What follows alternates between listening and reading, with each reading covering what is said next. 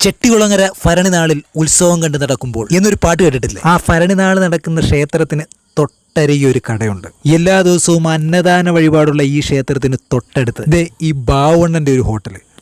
സാമ്പത്തികമായിട്ട് തകർന്ന് തരിപ്പണമായി പോയൊരു മനുഷ്യൻ തൻ്റെ അമ്മ പഠിപ്പിച്ചു കൊടുത്ത ഒരു രഹസ്യ കുമ്പളപ്പത്തിൻ്റെ കൂട്ട്. രഹസ്യം എന്നാണ് അണ്ണൻ പറയുന്നത്. ആ കുമ്പളപ്പം താൻ പുതിയതായി തുടങ്ങിയ ഒരു കുഞ്ഞു ഹോട്ടൽ വിൽപ്പനയ്ക്ക് വെച്ച് അത് കഴിക്കാൻ വേണ്ടി മാത്രമായിട്ട് അണ്ണൻ്റെ കടയിലേക്ക് ആളുകൾ. അവിടുന്ന് അങ്ങോട്ടൊരു കയറ്റം. ഇപ്പോൾ അണ്ണനെ ഡിപ്പെൻഡ് ചെയ്തൊരു 7 കുടുംബങ്ങൾ ജീവിക്കുന്നുണ്ട്.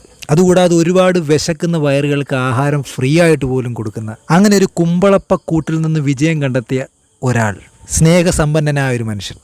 ബാവണ്ണ കുമ്പളപ്പം. അപ്പൊ 6 കുമ്പളപ്പം ആയപ്പോ എത്രയായി? 6 കുമ്പളപ്പം 60 രൂപ.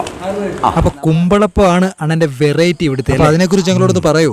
കച്ചവടം മുടക്കണ്ട, മുടക്കാതെ പറഞ്ഞാൽ മതി. കുമ്പളപ്പമാണ് നമ്മുടെ ഒരു വെറൈറ്റി. അതെ, ഇപ്പൊ ഈ കഴിക്കുന്ന ആളുകളും കൂടുതലും കുമ്പളപ്പമാണ് കൊണ്ടുപോകുന്നത്. അപ്പൊ എവിടുന്നാണ് ഈ കുമ്പളപ്പത്തിന്റെ ഒരു ഐഡിയ കിട്ടിയത്? ഇത് നമ്മുടെ അമ്മ കുഞ്ഞുനാളിൽ ഉണ്ടാക്കി കാണുന്ന ഞാൻ കണ്ട് പഠിച്ച ആൾ. പട്ടിണി കിടക്കുന്ന കാലത്ത് അമ്മ ഈ ഗോതമ്പൊടിയൊക്കെ മേടിച്ച് അന്ന് പൊടിച്ച് കല്ലിലിട്ടൊക്കെ ഇതാക്കി പൊടിച്ച് റെഡിയാക്കി ശർക്കരയൊക്കെ പുരട്ടി അങ്ങനെ ഉണ്ടാക്കുന്ന കുമ്പളപ്പം. അത് ഞാൻ പഠിച്ച് ഞാനും ഇപ്പോൾ ഇവിടെ ഈ കുമ്പളപ്പമാണ് നമ്മുടെ വെറൈറ്റി. ബാക്കി മറ്റുള്ള പലഹാരങ്ങളൊക്കെ ഒരുപാടുണ്ട്. പക്ഷേ വെറൈറ്റി ആയിട്ട് അന്യ ജില്ലയിൽ നിന്നൊക്കെ വന്ന് ഈ കുമ്പളപ്പം തിന്നാൻ ഇവിടെ ആളുകൾ വരും. വരും. ഇവിടെ ഒരാൾ കുമ്പളപ്പം കഴിക്കുന്നല്ലോ. കുമ്പളപ്പം കഴിക്കുന്നേ. അപ്പോൾ ഈ വരുന്നവരിപ്പോൾ കുമ്പളപ്പം 5, 6, 7 ഒക്കെ മേടിച്ചുകൊണ്ട് വേണ്ട. ഇപ്പോൾ അടുത്ത ആൾ വീണ്ടും മേടിക്കാൻ വന്നു. 2 കുമ്പളപ്പോടെ മേടിക്കാൻ വന്നു. ഇപ്പോൾ 6 മേടിച്ചുകൊണ്ട് പോകാളാണെന്ന് ഇപ്പോൾ 2 മേടിക്കാൻ വന്നത്. 2 കൊടുത്താട്ടെ. ഇതിനൊരു രഹസ്യ കൂട്ടുണ്ടെന്ന് പറഞ്ഞു കേട്ടോ. അതൊന്നും ആർക്കും പറഞ്ഞു കൊടുക്കില്ല. കൂട്ടൊന്നും പറഞ്ഞു കൊടുക്കാൻ ഒക്കത്തില്ല. അവർ പണിയാൽ പിന്നെ നമ്മൾ കൂട്ടിയില്ലേ. അതുകൊണ്ട് കൂട്ടൊന്നും പറയത്തില്ല. ഇത് കഴിച്ചു നോക്കി പിന്നെ ഇഷ്ടപ്പെടുന്നവരെ ഈ വരുന്നതല്ല. നമ്മുടെ ഐറ്റം അതുപോലെയാണ്. ഇപ്പോൾ 6 കൊണ്ട് ആൾ വീണ്ടും വന്ന് 2 മേടിക്കാൻ. അപ്പോൾ ഇവിടെ ഈ അടുത്തിടയിലെങ്ങും കുമ്പളപ്പം ഇല്ല. ബേക്കറികളിലേ ഉള്ളൂ കുമ്പളപ്പം ഉള്ളത്. ഇവിടെ നമ്മളിവിടെ ഉണ്ടാക്കുന്ന കുമ്പളപ്പം അതാണ്. ഭക്ഷണയിലേക്കകത്ത് ഇത് ഉണ്ടാക്കാൻ ഒക്കും. അപ്പോൾ ഇതിന് ഭക്ഷണേരെ പറിക്കണ്ടേ? ഇത് പറിച്ചോണ്ട് വരണ്ടേ? ഇത് ഇവിടെ ഒന്നും ഇല്ലല്ലോ. ഇത് അവർക്ക് കായ് കൊടുക്കണം ഇത് പറിച്ചോണ്ട് വരുന്നതിന്. ഇത് കൂടാതെ മറ്റ് ഐറ്റംസ് ഒക്കെ ഉണ്ടോ? നാടൻ ഇടിയപ്പം ഉണ്ട്, പിന്നെ പൊറോട്ടയാണ്, പിന്നെ നല്ല കടലക്കറി, നല്ല മുട്ടക്കറി, നല്ല സാമ്പാർ, ഒരു ചമ്മന്തി. ഇതൊക്കെയാണ് രാവിലത്തെ നമ്മുടെ ഭക്ഷണങ്ങൾ. പിന്നെ നാടൻ പാലിനകത്തുള്ള ചായയാണ്. അതായത് സൊസൈറ്റിയിൽ നിന്ന് നാടൻ പാൽ മേടിക്കും, അതിൻ്റെ അകത്തുള്ള ചായയാണ് നമ്മൾ കൊടുക്കുന്നത്. അല്ല കവർ പാലൊന്നും അല്ല. അത്യാവശ്യം വരുമാനമൊക്കെ ഇതിൽ നിന്ന് കിട്ടുന്നുണ്ടോ? ഇതൊന്നും ഒരു കുഴപ്പമില്ല. ഞങ്ങളൊരു 7 കുടുംബം ഇവിടെ കൊണ്ട് ജീവിക്കുന്നു. 7 കുടുംബം ഇതും കൊണ്ട് കഴിയുന്നു.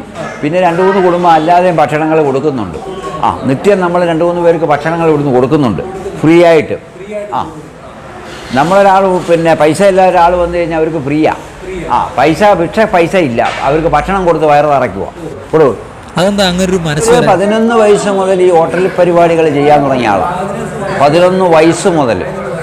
അന്ന് പട്ടിണിയും പാടും കിടക്കുന്ന കാലം മുതൽ അന്ന് പൈപ്പ് ലൈനും ഒന്നുമില്ല. വഴിക്കിണറ്റിൽ നിന്ന് വെള്ളം കോരിക്കൊണ്ട് കൊടുത്താൽ ഒരു ബോണ്ടാ തരുന്ന കാലത്ത് തുടങ്ങിയ പണിയായിരുന്നു. ആ വിശപ്പിൻ്റെ വേദന കൊണ്ടാണ് ഇന്നീ വരുന്നവർക്ക് നമ്മൾ ശകലം വിട്ടുവീഴ്ച ചെയ്ത് കൊടുക്കാൻ. വിശക്കുന്നവനെ കാണുമ്പം വാരിക്കോരി കൊടുക്കുന്നതിൻ്റെ മെയിൻ കാരണം അതാണ്. നമ്മൾ ഇത് കൂടാതെ വൈകിട്ടൊക്കെ എന്തോ സ്പെഷ്യൽ ഉള്ളത്?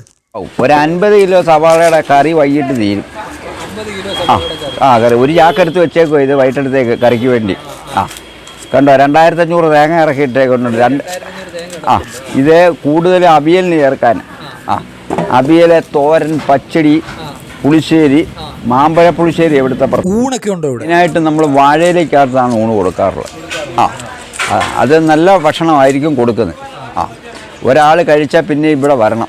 അതേ രീതിയിൽ അറേഞ്ച്മെൻറ്റുകളാണ്. അല്ലാതെ മനുഷ്യൻ്റെ പൈസ മേടിച്ച് പറ്റിക്കുന്ന പരിപാടികളൊന്നുമില്ല. നമ്മുടെ കുഞ്ഞുങ്ങൾ കഴിക്കുന്ന പോലെ വരുന്നവരുടെ കുഞ്ഞുങ്ങൾ. ആ ഒരു പോളിസിയാണ് നമ്മുടെ വിജയം.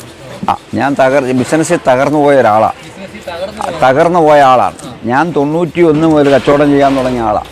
ലാസ്റ്റ് കിടക്കാടം വരെ വിൽക്കേണ്ടതായിട്ട് വന്നു ഈ കച്ചവടം നിമിത്തം. അതിലെല്ലാം വീണ്ടും എന്നെ തമ്പുരാട്ടി വിളിച്ച് ഇവിടെ കൊണ്ടെത്തുന്നു. വീണ്ടും കച്ചവടം തുടങ്ങിയേക്കുവാണ്. ഇതിൽ നമുക്ക് മെച്ചമായിട്ട് വന്നുകൊണ്ടിരിക്കുവാണ്. നമ്മൾ കൊടുക്കുന്ന ആഹാരത്തിൻ്റെ മെച്ചം കൊണ്ട് 100 രൂപയുടെ മുതൽ കൊടുത്തിട്ടായി 79 രൂപ മേടിക്കുന്നത്.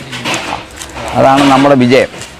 ഈ പ്രദേശത്ത് ഒരു 12ഓളം ഹോട്ടലുകളുണ്ട്. പക്ഷേ എന്തുകൊണ്ടോ നമ്മുടെ ഈ കുഞ്ഞു കടയിലാണ് ആളുകളെല്ലാം വരുന്നത്? എന്താണ് അതിൻ്റെ ഒരു ട്രിക്ക്? ആഹാരത്തിൻ്റെ പുണ്യം. ഇവിടെ കെമിക്കൽ ചേർത്തോ കളർ ചേർത്തോ പരിപാടികളൊന്നുമില്ല. ഇവിടെ മുതലാളിയും തൊഴിലാളിയും ഒന്നും ഇല്ലേ? അല്ല, തൊഴിലാളി ഇല്ല. എല്ലാം നമ്മുടെ സഹോദരങ്ങൾ അവിടെ നിൽക്കുന്നത്. അവർ അന്യ നാട്ടുകാരാണെങ്കിലും നമ്മളുമായിട്ട് കൂറും സ്നേഹവും അവർക്കുണ്ട്.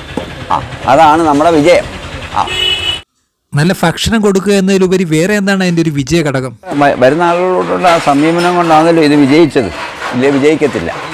ഇല്ലേ 3-ാം ദിവസം പൂട്ടിക്കെട്ടി വീട്ടിൽ പോയേനെ. എന്നാൽ നമ്മളെ സെറ്റപ്പുകളൊക്കെ ഇത് കാണിക്കുമോ? ഇതാണ് നമ്മുടെ അരിയൽ കേന്ദ്രം അല്ലേ?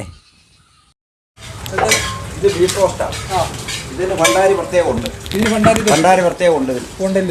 ഭണ്ഡാരിയാണ് ഇദ്ദേഹം. ഇതിന്റെ ഭണ്ഡാരിയാണ് ഇദ്ദേഹം. ഇദ്ദേഹമാണ് ഇതിന്റെ മെയിൻ ആള്, മെയിൻ കൂട്ടെന്ന് പറയുന്നത്. ഇദ്ദേഹമാണ് ഇതിന്റെ മുഴുക്കൂട്ട്.